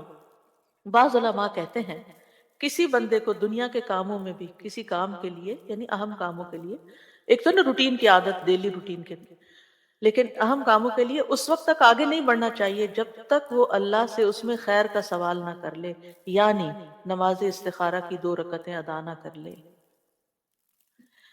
استخارہ شرمندگی سے بچانے کا ذریعہ ہے۔ شیخ الاسلام ابن تیمیہ کہا کرتے تھے جو انسان خالق سے استخارہ کرے اور مخلوق سے مشورہ کرے اور اپنے کام میں ثابت قدمی دکھائے وہ کبھی پشیمان نہیں ہوگا، یعنی اپنی طور پر ایفرٹ کرتا رہے، آگے بڑھتا رہے، انسانوں سے مشورہ کرتا رہے اور اللہ سے دعا کرتا رہے، کامیابیوں کے دروازے کھل جائیں گے۔ یہ 3 فیکٹرز ہیں۔ ایک ہے آپ کی ذمہ داری، اور وہ کیا ہے؟ محنت کرنا، کوشش کرنا، قدم بڑھانا۔ دوسرا ہے لوگوں کے ساتھ مشورہ، اچھے قابل لوگوں کی رائے لینا جو اس فن کے ماہر ہوں، ان سے پوچھنا۔ اور تیسرے ہے اللہ سبحانہ تعالیٰ کی مدد حاصل کرنا۔ جو شخص یہ تینوں کام کر لیتا ہے وہ ناکام نہیں ہوتا، پھر وہ کہیں نہ کہیں سے خیر پا ہی لیتا ہے۔ بعض حکماء کہتے ہیں جسے 4 چیزیں عطا کر دی گئی وہ 4 چیزوں سے محروم نہیں ہوتا۔ نمبر 1، جسے شکر گزاری کی توفیق دے دی گئی اسے مزید ملنے سے محروم نہیں کیا جاتا۔ سبحان اللہ، یعنی اس کو مزید نعمتیں ملتی چلی جائیں گی جب تک وہ شکر گزار ہوگا۔ نمبر 2، جسے توبہ کی توفیق دے دی گئی اسے اس کی قبولیت سے محروم نہیں کیا جاتا۔ نمبر 3، جسے استخارہ کرنے کی توفیق دے دی گئی اسے بہتری سے محروم نہیں کیا جا سکتا، نہیں کیا جاتا۔ اور نمبر 4، جسے مشورہ کرنے کی توفیق دے دی گئی وہ درست بات سے محروم نہیں کیا جاتا۔ اگر ہماری زندگی میں ناکامیاں ہیں تو وہ ہمارے اپنے کیے کی وجہ سے ہیں۔ ہم نے ان چیزوں پر عمل نہیں کیا، ہم نے خود کوشش نہیں کی پوری جیسی کوشش کا حق ہے، ہم نے لوگوں سے مشورہ نہیں کیا جیسے مشورہ کرنے کا حق ہے، ہم نے اللہ سے مدد نہیں مانگی، توبہ نہیں کی، استغفار نہیں کی جیسے کرنے کا حق ہے، ورنہ کبھی بھی ناکام نہ ہو۔ اللہ سبحانہ تعالیٰ دنیا اور آخرت کی خیر عطا کرتا ہے ایسے بندوں کو۔ یہ عقل مند ہونے کی نشانی ہے، سمجھدار ہونے کی نشانی ہے۔ استخارہ کن چیزوں میں کیا جا سکتا ہے؟ تمام جائز اور مستحب کاموں میں، جیسے شادی ہے، کاروبار ہے، کوئی بزنس ہے، کچھ۔ اور اسی طرح جب 2 جائز کاموں میں کانفلکٹ ہو رہا ہو، یہ کروں یا یہ کروں، اس وقت بھی، یعنی بہتر کیا ہے میرے لیے؟ 2 جاب آفرز ہیں، 2 رشتے ہیں، 3 ہیں، زیادہ ہیں، ان میں سے کس کا انتخاب کروں؟ پھر استخارہ کریں۔ علماء کہتے ہیں انسان کے لیے ضروری ہے کہ وہ شادی کرنے سے پہلے استخارہ کرے اور رشتے کے معاملے میں متعلقہ شخص سے مشورہ کرے، کیونکہ نبی صلی اللہ علیہ وسلم صحابہ کو اسی طرح استخارہ سکھاتے تھے جیسے قرآن کی صورت۔ اور جب استخارہ چھوٹے چھوٹے کاموں میں ضروری ہے تو زندگی کے اس اہم مرحلے پر کیوں نہیں ضروری؟ اور پھر آپ دیکھیے اس معاملے میں حضرت زینب کا ہی واقعہ، پھر صحیح مسلم کی روایت اب بتا دیتی ہوں کیونکہ خوبصورت واقعہ، تھوڑے سے الفاظ فرق ہیں۔ حضرت انس کہتے ہیں جب زینب رضی اللہ عنہ کی عدت گزر گئی تو حضرت رسول اللہ صلی اللہ علیہ وسلم نے حضرت زید سے فرمایا کہ زینب کے سامنے ان کی میرے ساتھ شادی کا ذکر کرو۔ زید رضی اللہ عنہ چلے گئے، حتیٰ کہ ان کے پاس پہنچے تو وہ آٹے میں خمیر ملا رہی تھی۔ خمیر کرتے ہیں فرمنٹیشن، جی۔ تو اس سے یہ پتہ چلتا ہے کہ یہ خمیری روٹی کھانا جو ہے اور فرمنٹیشن کرنا جو ہے آٹے کی، وہ اس کے فائدے کو بڑھا دیتا ہے، ٹھیک ہے۔ بہرحال تو زید کہتے ہیں جب میں نے انہیں دیکھا میرے دل میں ان کی عظمت بیٹھ گئی کہ اب یہ اللہ کے رسول صلی اللہ علیہ وسلم نے ان کو پیغام دیا ہے۔ حتیٰ کہ میں ان کی طرف نظر بھی نہ اٹھا سکتا تھا کیونکہ رسول اللہ صلی اللہ علیہ وسلم نے ان سے شادی کا ذکر کر دیا تھا۔ سبحان اللہ، صحابہ کے اندر کیسا ایمان تھا نا، کیسی حکمت تھی کہ چونکہ اب رسول اللہ صلی اللہ علیہ وسلم نے پیغام بھیج دیا، اب میں ان کو نہیں دیکھ سکتا۔ میں نے ان کی طرف اپنی پیٹھ کی اور ایڑیوں کے بل مڑا اور کہا زینب رسول اللہ صلی اللہ علیہ وسلم نے آپ کا ذکر کرتے ہوئے پیغام بھیجا ہے۔ انہوں نے کہا میں کچھ نہیں کرنے والی یہاں تک کہ اپنے رب سے مشورہ کر لوں۔ چنانچہ وہ اپنی نماز کی جگہ پر، مخصوص جگہ تھی ان کی نماز کی، وہاں جا کر کھڑی ہوئی اور قرآن کی آیات نازل ہو گئیں۔ فَلَمَّا قَضَى زَيْدٌ مِّنْهَا وَطَرًا زَوَّجْنَاكَهَا، اللہ تعالیٰ نے اپنے اوپر لیا، ہم نے آپ کا نکاح ان سے کر دیا۔ تو اس سے پتہ چلتا ہے کہ مرد بھی استخارہ کرے گا تو عورت بھی استخارہ کر سکتی ہے۔ حضرت زینب نے استخارہ کیا، یعنی اس واقعے سے ایک اور بات یہ پتہ چلتی ہے۔ اور حرام اور مکروہ کاموں میں استخارہ نہیں کرنا چاہیے، یعنی غلط کام کے لیے، چوری کرے کہ نہ کرے۔ اسی طرح واجبات میں استخارہ نہیں کرنا چاہیے۔ واجبات کیا ہیں کہ جیسے والدین کی خدمت، ان کے ساتھ احسان واجب ہے، تو اب کوئی استخارہ کرے کہ میں ماں باپ کی ملاقات کے لیے جاؤں کہ نہ جاؤں اور میں ان کی خدمت کروں کہ نہ کروں، یہ استخارے کی چیز نہیں ہے۔ اسی طرح نماز پڑھوں کہ نہ پڑھوں، یعنی زور کی نماز اب آ رہی ہے تو پہلے استخارہ کر لوں کہ پڑھنی چاہیے کہ نہیں، تو نہیں، وہ تو آلریڈی فرض ہے آپ پر۔ یعنی استخارہ ان کاموں میں کیا جاتا ہے جن کے بارے میں بندے کو ان کے درست ہونے اور نفع مند ہونے کا صحیح پتہ نہ چلے کہ واقعی میرے لیے ٹھیک ہے یا نہیں۔ جہاں تک عبادات کا تعلق ہے، واجبات کا تعلق ہے، ذمہ داریوں کا تعلق ہے، میں اپنے بچوں کی ٹیک کیئر کروں کہ نہ کروں، ان میں استخارہ نہیں ہوگا، یہ تو آپ کو کرنا ہی کرنا ہے۔ استخارے کا طریقہ نبی صلی اللہ علیہ وسلم نے سکھایا، اور وہ کیا ہے کہ جب تم میں سے کوئی کسی کام کا ارادہ کرے تو فرض نماز کے علاوہ 2 رکعت نفل پڑھے، پھر کہے اے اللہ میں تیرے علم کے ذریعے سے خیر کا طالب ہوں، یعنی استخارہ کی دعا پڑھے۔ بعض کہتے ہیں کہ کیا سنت نماز جو ہم سنت مؤکدہ پڑھتے ہیں، کیونکہ نبی صلی اللہ علیہ وسلم نے صرف فرض کو الگ کیا، تو اگر ہمیں کوئی مقصد ہے اور سنت مؤکدہ ہم نے پڑھی ہے اور ٹائم بھی ہمارے پاس تھوڑا ہے، تو کیا اس کے بعد ہم استخارے کی دعا پڑھ لیں، یا استخارے کا مستقل نماز یعنی الگ سے 2 نفل پڑھنا ضروری ہے؟ بعض علماء کہتے ہیں کہ چونکہ من غیر الفریضہ کی بات آئی ہے تو اس سے پتہ چلتا ہے کہ سارے نوافل، سنت مؤکدہ، غیر مؤکدہ، تحیت المسجد، وضو کی سنتیں، اشراق، چاشت، یعنی تہجد، کسی بھی نماز کے بعد آپ استخارے کی دعا پڑھ سکتے ہیں، تو وہ استخارہ شمار ہو جائے گا، کفایت کر جائے گا۔ اس میں منع نہیں کیا گیا، کیونکہ منع کیا گیا فرض نماز کے لیے، کہ اس میں نہیں کر سکتے۔ اور جو یہ کہتے ہیں کہ نبی صلی اللہ علیہ وسلم نے فرمایا کہ 2 رکعت نماز ادا کرے اور پھر استخارہ کی دعا پڑھے، تو دوسرا گروہ کا اوپینین یہ ہے کہ مستقل 2 نفل پڑھنے چاہیے۔ اب یہ ہے کہ دونوں خیالات، یعنی دونوں خیالات نہیں، دونوں طرح کی آراء جو ہیں، اگر ان کو دیکھا جائے تو ان میں وسعت ہے۔ بعض اوقات انسان کے پاس اتنا ٹائٹ ٹائم ہوتا ہے، یا یہ کہ آپ بیٹھے ہیں اپنے اشراق کے نفل پڑھ کر، اتنے میں آپ کے ہسبینڈ آتے ہیں اور وہ کہتے ہیں یہ فلاں آفر آئی ہے، کیا خیال ہے؟ آپ نفل ہی پڑھ کے چکے ہیں اور آپ اسی وقت استخارے کی دعا پڑھ لیں، یعنی آپ کے پاس ٹائم کم ہے تو جو آلریڈی نفل ہیں انہی کوئی استخارے کے بنا لیں۔ یا یہ ہے کہ دن میں مثلا آپ کو صبح 4 رکعتیں آپ پڑھتے ہیں، تو 2 اس دن کے اشراق کے پڑھ لیں اور 2 آپ استخارے کی نیت سے پڑھ لیں۔ تو اس میں وسعت ہے، یعنی اس میں ہارڈ اینڈ فاسٹ رول نہیں دیا گیا کہ نہیں آپ یہ نہیں کر سکتے۔ پھر یہ کہ 2 رکعت پڑھنے کے بعد ہاتھ اٹھا کر دعا کرے، یعنی استخارے کی دعا ہاتھ اٹھا کر پڑھنی چاہیے۔ اب ایک اور سوال یہ ہے کہ کیا 2 رکعت پڑھے بغیر بھی استخارے کی دعا پڑھ سکتے ہیں؟ تو اصل بات تو یہی ہے کہ استخارے کی نماز ہوتی ہے، نماز کے بعد دعا کی جاتی ہے۔ بعض علماء کہتے ہیں سلام سے پہلے ہی پڑھ لیں دعا، بعض کہتے ہیں سلام کے بعد پڑھیں۔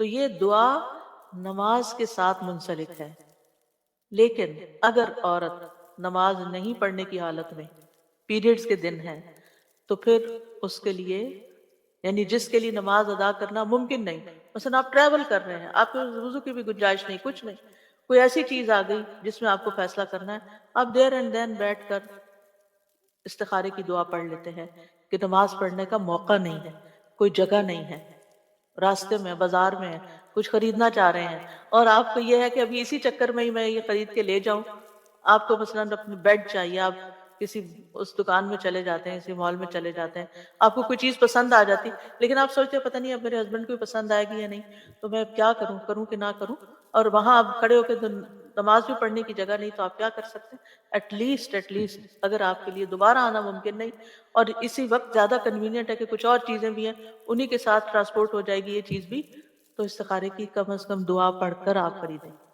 جی وہ ڈیل کا آخری دن صحیح ہے. امام نووی فرماتے ہیں اگر وہ نماز پڑھنے سے معذور ہو تو صرف استخارے کی دعا کر لے. سوال یہ پیدا ہوتا ہے کہ نماز استخارہ میں کون سی صورتیں پڑھنی چاہیے. کوئی صورت مخصوص نہیں ہے، کوئی بھی صورت پڑھ سکتے ہیں. لیکن میں عام طور پر الم نشرح لک صدرک یعنی دل کے اطمینان کے لیے وہ ایک تھوڑا سا کنیکشن بنتا ہے تو وہ پڑھ لیتی ہوں، لیکن کوئی ضروری نہیں ہے، اس کے لیے خاص نہیں ہے، آپ کی اپنی چوائس ہے جو بھی پڑھیں. پھر اسی طرح یہ ہے کہ لوگوں کا یہ بھی سوال ہوتا ہے کہ کیا استخارے کا کوئی وقت مقرر ہے کہ اس وقت ہی استخارہ کیا جائے. ایسا کچھ بھی نہیں ہے. جب کسی کام کا ارادہ کریں، ارادہ اسی وقت استخارہ کر سکتے ہیں. یعنی جائز کام ہے تو آپ فوراً ہی استخارہ کر لیں، کیونکہ نبی صلی اللہ علیہ وسلم کا فرمان ہے اذا ہم، جب کوئی ارادہ یا پختہ عزم کرے کہ میں کرنے لگا ہوں تو اس وقت استخارہ کر لیں. ممنوع اوقات میں نماز استخارہ نہ پڑھیں. ممنوع اوقات کون سے ہوتے ہیں؟ جیسے فجر کی نماز پڑھنے سے لے کر سورج کے طلوع ہونے کے بعد اونچا ہونے تک، ٹھیک ہے، یا عصر کی نماز پڑھنے کے بعد مغرب تک. آپ نے نماز پڑھ لی اول وقت میں، اب مغرب تک نہیں پڑھے، مغرب کے بعد آپ نفل پڑھ. عقبہ بن عامر کہتے ہیں 3 اوقات کے متعلق رسول اللہ صلی اللہ علیہ وسلم ہمیں منع فرمایا کرتے تھے کہ ہم ان میں نماز پڑھیں، یعنی نماز سے منع کرتے. یا ان اوقات میں اپنے مردوں کو دفن کریں جب سورج نکل رہا ہو، اندر باہر ہو، حتیٰ کہ بلند ہو جائے، عین دوپہر زوال کے وقت، حتیٰ کہ سورج ڈھل جائے، اور جب سورج غروب ہونے کے قریب ہو، حتیٰ کہ غروب ہو جائے. کیونکہ بہت سی قومیں سورج کی عبادت کرتی ہیں ان 3 اوقات میں، تو ہمیں اس لیے ان کی مخالفت کرنے کے لیے اور مشابہت سے بچنے کے لیے ان 3 اوقات میں عبادت سے، یعنی صرف نماز اور مردوں کو دفن کرنا. بعض لوگ تو قرآن پڑھتے پڑھتے بند کر کے رکھ دیتے ہیں، یہ میں نے خود دیکھا. یہ کیا بھائی؟ کہتے ہیں زوال کا وقت ہو گیا. ہمیں قرآن پڑھنے سے منع نہیں کیا گیا، ہمیں ذکر کرنے سے منع نہیں کیا گیا، صرف نماز اور مردوں کا دفن کرنا ان اوقات میں منع ہے. ہاں اگر کوئی ایسی مشکل آ گئی ہے کہ جس میں اتنا انتظار نہیں کیا جا سکتا، مثلاً آپ کو ڈاکٹرز کہہ رہے ہیں کہ وینٹیلیٹر پہ ڈالنا ہے کہ نہیں ڈالنا، کانسنٹ دے دیں. اب آپ عصر پڑھ چکے ہیں اور مغرب تک کافی وقت ہے، اور جو بیچارہ بیمار ہے اس کی جان پہ بنی ہوئی ہے، مغرب تک انتظار نہیں کر سکتے. بھائی ابھی بتاؤ ڈالنا ہے کہ نہیں ڈالنا. آپ کیا کریں گے؟ استخارہ کریں گے اور اس کے بعد فیصلہ کریں گے. یعنی اگر کسی ایسے کام کے لیے ایمرجنسی کی کوئی کیفیت آ گئی ہے اور آپ کو استخارے کی ضرورت ہے تو پھر آپ اسی ممنوع وقت میں بھی پڑھ کے آپ استخارہ کی یا تو دعا پڑھ لیں کم از کم، یا پھر نفل پڑھ کے دعا کر کے آپ فیصلہ کر لیں. اور جس چیز کو مؤخر کر سکتے ہیں اس کو آپ مؤخر کریں. استخارے کی دعا ہے اللہم انی استخیرک بعلمک واستقدرک بقدرتک واسألک من فضلک العظیم فإنک تقدر ولا اقدر وتعلم ولا اعلم وانت علام الغیوب. اللہم ان کنت تعلم ان هذا الامر خیر لی فی دینی ومعاشی وعاقبت امری فاقدره لی، وَإِن كُنْتَ تَعْلَمُ أَنَّ هَذَا الْأَمْرَ شَرٌّ لِّي فِي دِينِي وَمَعَاشِي وَعَاقِبَةِ أَمْرِي فَاصْرِفْهُ عَنِّي وَاصْرِفْنِي عَنْهُ وَاقْدُرْ لِي الْخَيْرَ حَيْثُ كَانَ ثُمَّ رَدِّنِي بِهِ. تھوڑے سے الفاظ کے فرق کے ساتھ اور دعا بھی ہے، لیکن بیسیکلی یہی دعا ہے. سب سے پہلے استخیرک، میں آپ سے خیر مانگتا ہوں اے اللہ کہ تو ان کاموں میں سے بہتر چیز کی طرف میری رہنمائی کر دے. استقدر کا مطلب ہے، پہلے میں سارا ترجمہ پڑھ دیا ترجمہ. اے اللہ میں تجھ سے تیرے علم کی بدولت خیر طلب کرتا ہوں، اور تیری قدرت کی بدولت تجھ سے طاقت مانگتا ہوں، اور تیرے فضل عظیم کا سوال کرتا ہوں. بے شک قدرت تو ہی رکھتا ہے، مجھے کوئی قدرت نہیں، اور تو جانتا ہے اور میں کچھ نہیں جانتا، اور تو تمام پوشیدہ باتوں کو جاننے والا ہے.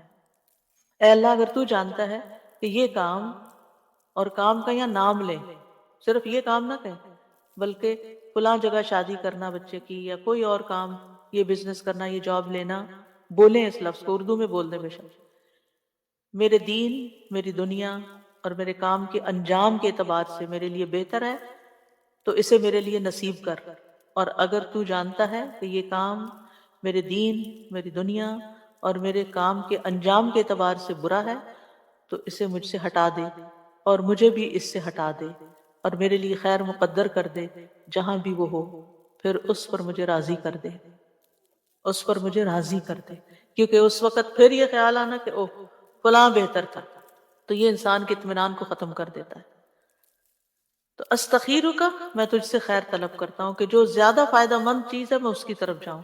استقدرک کا میں سوال کرتا ہوں کہ تو مجھے اپنی خاص قدرت کے ساتھ اس کام کو کرنے کی قدرت عطا فرما، یعنی میرے لیے اس خیر کو مقدر کر دے جو تو نے، جس پہ تو قادر ہے۔ اور وَأَسْأَلُكَ مِن فَضْلِكَ الْعَظِيمِ، میں تجھ سے بہت بڑے فضل کا سوال کرتا ہوں، کیونکہ اللہ کی طرف سے جو کچھ بندے کو ملتا ہے وہ دراصل کیا ہے؟ اللہ کا فضل ہے، ہمارا حق نہیں ہے۔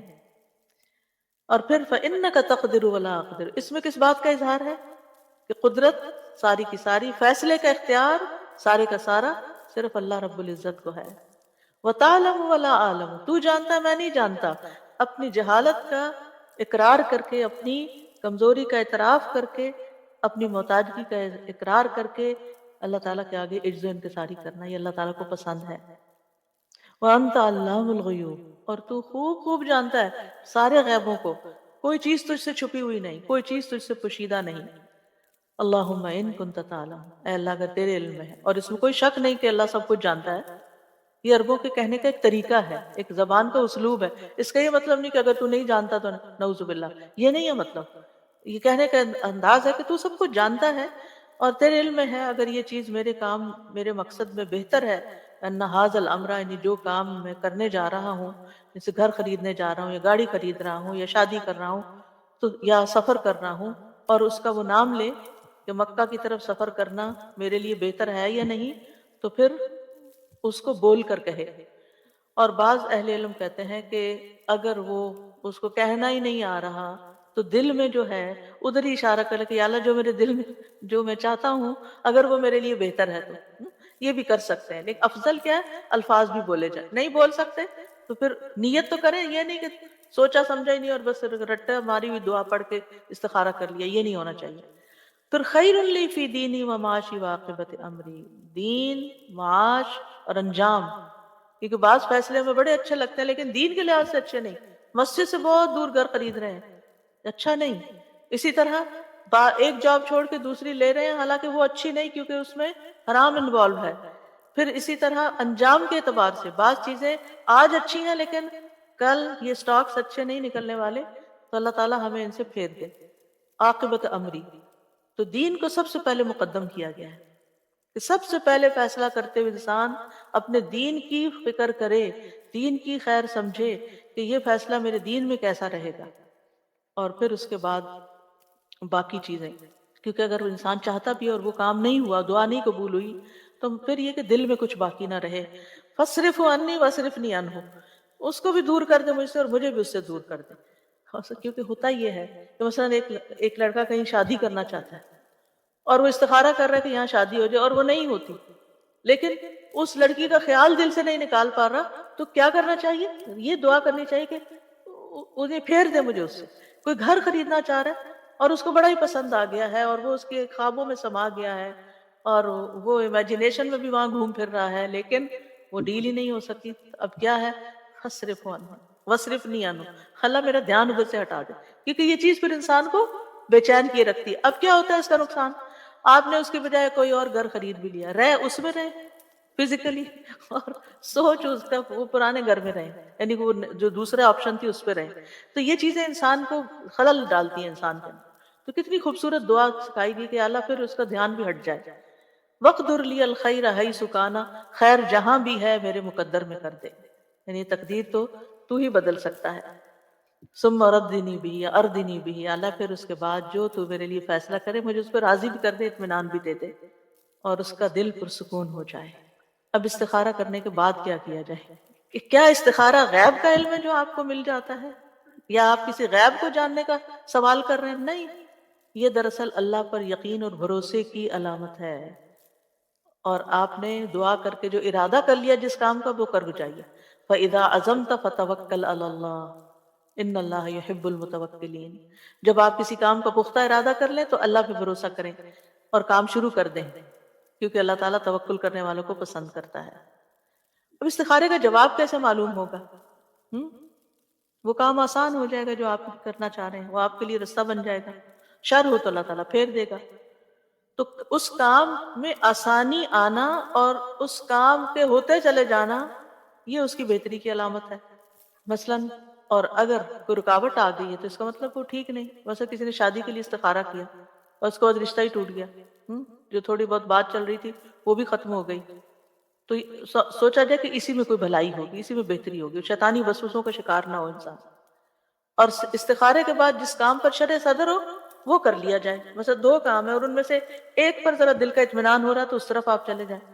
اگر انسان متردد ہے، ابھی بھی کچھ فیصلہ نہیں کر پا رہا، نان ڈیسائسو، تو دوبارہ استخارہ کر لیں، پھر تیسری دفعہ استخارہ کر لیں، اور اس کے بعد کسی صاحب بصیرت سے مشورہ کریں۔ اب آپ نے اپنا کام کر لیا، کوشش بھی کر لی اور دعا بھی کر لی، اب مشورہ کریں۔ مشورے کے بعد جو چیز آپ کو بہتر لگے پھر وہ کر جائیں۔ یاد رکھیے استخارے کا تعلق خواب سے نہیں۔ ایک رات میں انسان 3 4 خوابیں دیکھتا ہے، اس میں سے کس کو آپ کہیں گے استخارے کا جواب ہے؟ تو خوابوں پہ مت جائیں۔ ٹھیک ہے، مبشرات ہیں، خوشخبریاں ہوتی ہیں۔ اگر آپ نے استخارہ بھی کیا ہوا تھا اور آپ کو کوئی اچھی سی خواب آ گئی تو آپ اس سے ایک اچھا شگون لے سکتے ہیں کہ انشاءاللہ اچھا ہوگا، اچھی چیز دیکھی ہے، لیکن یہ کوئی حتمی بات نہیں ہے۔ یعنی بعض لوگ کہتے ہیں ہم نے استخارہ کیا، ہمیں خواب بھی بہت اچھا ہے لیکن نتیجہ اچھا نہیں آیا۔ یاد رکھیے شرعی احکامات کی بنیاد خوابوں پر نہیں رکھی جاتی۔ جب بھی استخارہ کرے تو توکل کریں، جب ارادہ کرے تو پیش قدمی کریں۔ بعض اوقات انسان استخارے کے ساتھ اس کی اپنی خواہش بھی بیچ میں شامل ہو جاتی ہے، جو اس کے دل کی خوشی ہوتی ہے کوئی یا مرضی ہوتی ہے وہ بھی بیچ میں آ جاتی ہے۔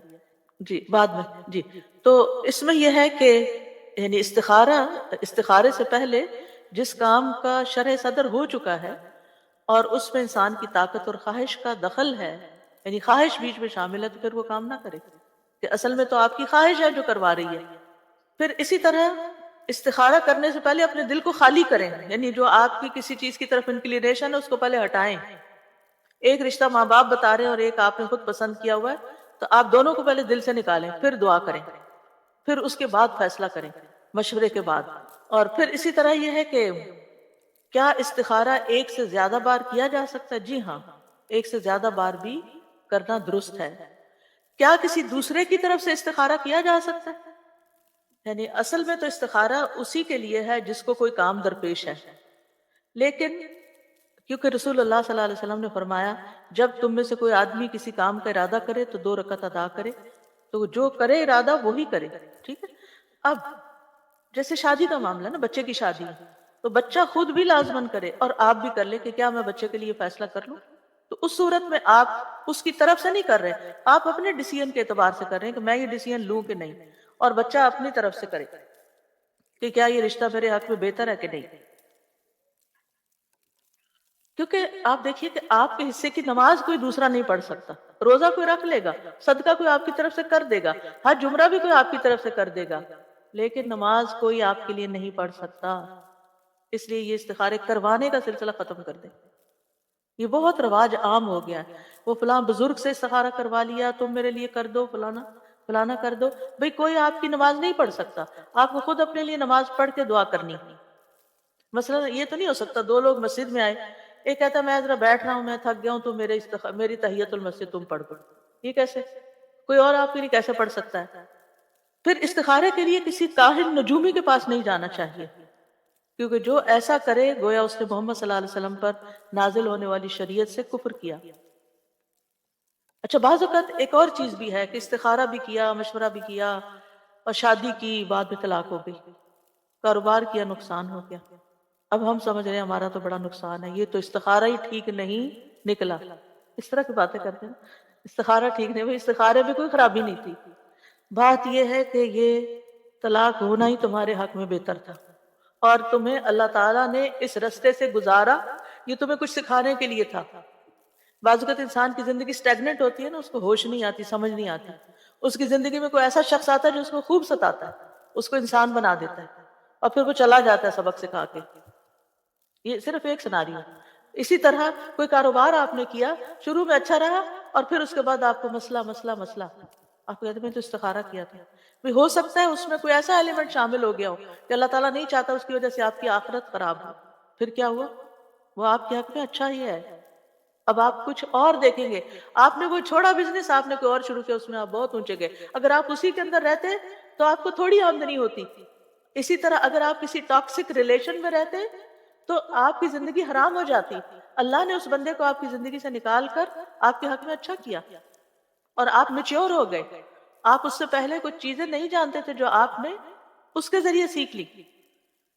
تو استخارے کے بعد بظاہر جو چیز شر نظر آتی ہے وہ بھی شر نہیں ہوتی، اس میں بھی خیر کے پہلو ہوتے ہیں جو اللہ کو پتا ہوتے ہیں. کیونکہ ایک دعا میں آتا والخیر کلہ فی یدیک والشر لیس الیک، اللہ ساری خیر تیرے ہاتھ میں ہے اور شر کی نسبت تیری طرف نہیں، تو کسی کے لیے برا نہیں کرتا. ٹھیک ہے، یعنی بظاہر شر ہے، حقیقت میں خیر ہے، اس کے اندر خیر اور بھلائی ہے. اسی طرح بعض اوقات انسان کی زندگی میں استخارے کے بعد بھی کوئی ایسا حادثہ ہو جاتا ہے جس کو بہت دکھ دے جاتا ہے، بہت تکلیف دے جاتا ہے، کوئی چیز انسان کو پریشان کر جاتی ہے، وہ آزمائش ہوتی ہے. اس میں آپ دیکھیے حدیث میں آتا ہے جب اللہ کے ہاں کسی بندے کا مقام اور مرتبہ اس درجے سے آگے بڑھ جاتا ہے، جب اس کا آگے نہیں بڑھتا، جب جہاں تک اس کا آگے بڑھ جاتا ہے جہاں اس کا عمل نہیں پہنچتا، تو اللہ تعالیٰ اسے جسمانی یا اولاد یا مالی آزمائش میں مبتلا کر دیتا ہے. پھر اس پر وہ صبر کرتا ہے یہاں تک کہ وہ اس درجے تک جا پہنچتا ہے جو اس کے لیے طے ہو چکا ہوتا ہے. وہ اس کا مقام بہت اعلیٰ تھا، لیکن وہ جو روزمرہ کے عمل کر رہا تھا نا وہ کافی نہیں تھے وہاں تک جانے کے لیے. اللہ نے آزمائش سے گزار کر وہاں پر اس کو. تو شر پر کبھی بھی نظر نہ رکھیں، خیر ہی کی طرف نظر رکھیں کہ تکلیف میں بھی خیر ہے. اسی طرح مثلا آپ نے استخارہ کر کے مشورہ کر کے سب کچھ آپ نے شادی کی، لیکن ایسی بیوی یا ایسا شوہر ملا کہ جس کے ساتھ روز ہی کوئی نہ کوئی انبن ہو جاتی ہے، کوئی نہ کوئی تکلیف اس سے پہنچتی ہے. تو نبی صلی اللہ علیہ وسلم نے فرمایا کوئی مومن شخص کسی مومن عورت سے بغض نہ رکھے، یعنی بیوی سے نفرت نہ رکھو، دل میں گرجز نہ رکھو. اگر عورت کی ایک عادت ناپسند ہوگی تو کوئی دوسری عادت پسند ہوگی. تو بظاہر اس میں شر ہے لیکن اس میں بھی خیر چھپی ہوئی ہے. پھر یہ کہ استخارے کے بعد جو معاملات ہوں ان پر راضی رہنا چاہیے. یہ نہیں اللہ تعالیٰ کو بلیم نہیں کرنا چاہیے کہ میں نے تو اللہ سے مشورہ کر کے یہ کیا تھا اور یہ کیا ہو گیا. یہ الفاظ بھی منہ سے نہیں نکالنے چاہیے. اور پھر آپ دیکھیے چیزوں کو ان کے الٹیمیٹ انجام کے مطابق دیکھنا چاہیے، اس لحاظ سے دیکھنا چاہیے. اور الٹیمیٹ انجام کسی بھی چیز کا کہاں ہے؟ دنیا میں. وہ چیز آپ کی آخرت کے لیے کیسی ہوئی یہ دیکھنا چاہیے. حدیث میں آتا ہے دنیا کی لذت آخرت کی کڑواہٹ ہے اور دنیا کی تلخی آخرت کی لذت ہے. سبحان اللہ. اگر یہ بات یاد رہے تو ہماری زندگی میں جتنی بھی تلخیاں، جتنی بھی کڑواہٹیں، وہ ہمیں کڑواہٹ ہی نہ لگے، کیونکہ وہ ہماری آخرت کی مٹھاس ہے. کوئی چیز ہوتی ہے نا انسان کو زندگی میں ہر وقت بادر کیے رکھتی ہے. جو وہ کوئی چیزیں ہوتی ہیں آپ ان سے انٹریکٹ کریں، مثلا کوئی انسان ہے آپ ان سے انٹریکٹ کریں تب بھی آپ تکلیف میں، آپ ان سے الگ ہوں تب بھی آپ تکلیف میں.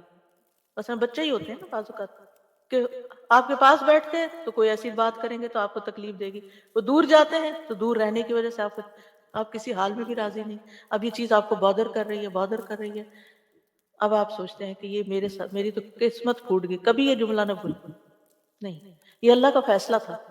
اللہ سبحانہ تعالیٰ نے آپ کو اس امتحان سے گزارا ہے کیونکہ وہ اس کے بدلے میں آپ کو آخرت میں مٹھاس دینا چاہتا ہے. آخرت میں مٹھاس دینا چاہتا ہے. یہ دنیا کی کڑواہٹ میری آخرت کی مٹھاس ہے، اس جملے کو پکا کر لیں اپنے دماغ میں. جہاں کہیں تکلیف پیش آئے سوچیں یہ میری آخرت کی مٹھاس ہے، اللہ نے مجھے اس کا بدلہ وہاں دینا ہے، تو آپ کو کوئی بھی چیز بری نہیں لگے گی. اور ویسے بھی انما الاعمال بالخواتیم، عمل کا دار و مدار تو خاتمے پر ہے. اینڈ کہاں پر ہوا، نتیجہ کیا نکلا، یعنی آخرت میں اس کا انجام کیا ہوا. یہ تو تھا استخارہ.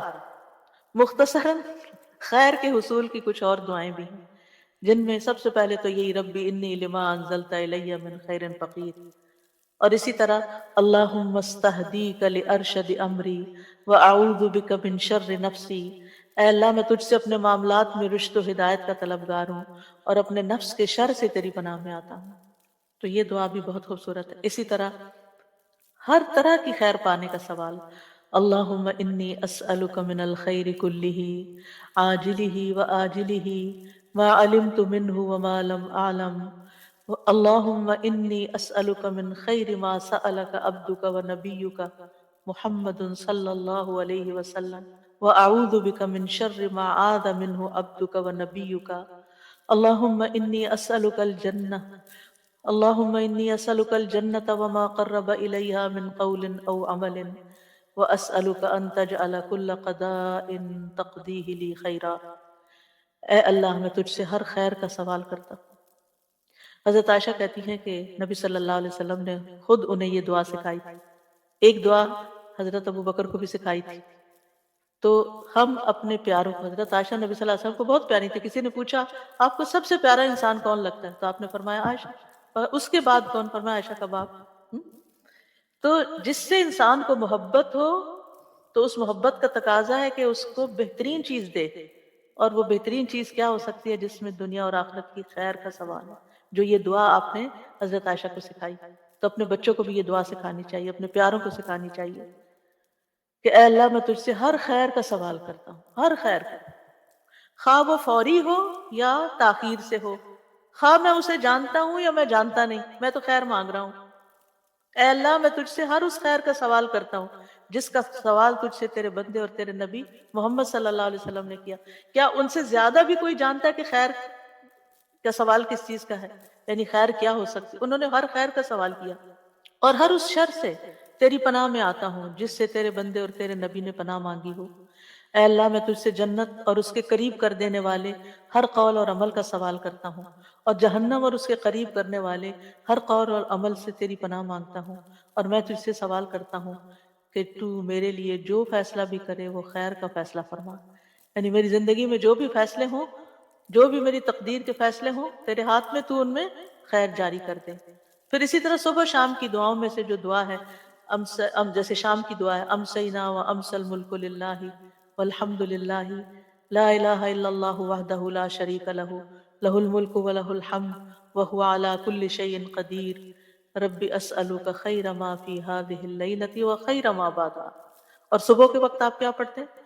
اسألک خیر ما فی ھذا اليوم وخیر ما بعدہ، اور شام میں واعوذ بک من شر ما فی ھذہ اللیلۃ وشر ما بعدہا، اللہ اس رات کے شر اور جو اس کے بعد ہے اس سارے شر سے بچا لے۔